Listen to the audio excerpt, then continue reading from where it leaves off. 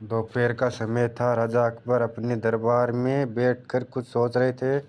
अचानक उन्हें एक बीरबल की कही हुई एक बात याद आ गई। उन्हें याद आया कि एक बार बीरबल ने उन्हें एक कहावत सुनाई थी, जो कुछ इस तरह से भी खाने के बाद लेटना और मारने के बाद भाग्य एक सामने मनुष्य की निशानी होती है।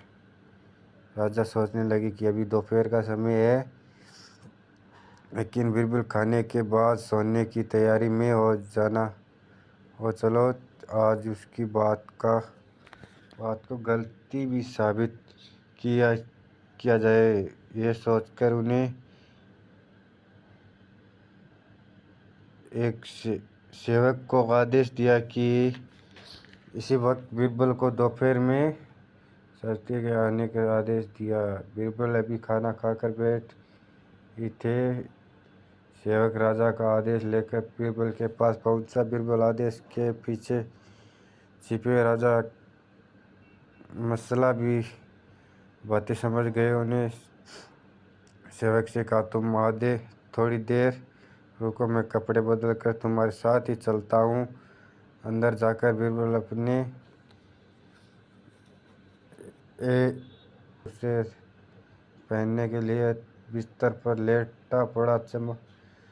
पजामा को पहनने का बहाना कर वे थोड़ी देर बिस्तर पर ही लेटे रहे और फिर सेवक के साथ दरबार की ओर चल दिए। दरबार में राजा बीरबल की यही राय देख रहे थे कि उनकी वे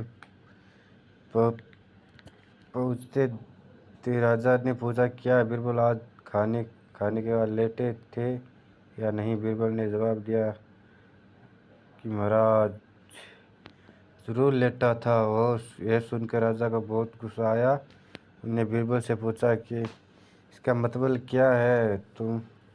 तुमने मेरा आदेश का अपमान किया है।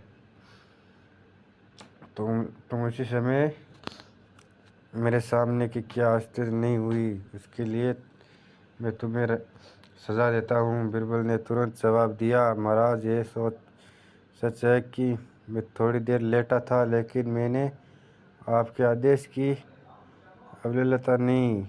आपको मुझ पर यकीन ना हो तो आप सेवक से पूछ सकते हो कि हाँ, ये लगता है कि आप मुझे इस तंगा पजामा को पहनने के लिए बिस्तर पर लेटना था। बीरबल की इस बात को सुनकर अकबर इसे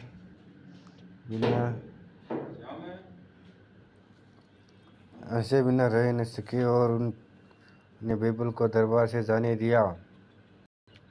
इस कहानी से हमें यह सीख मिलती है कि प्रतिदिन कितनी को बातें हुए द्वारा उठा गए एक कदम हमें उनकी मुसीबतों से भी बचा सकता है।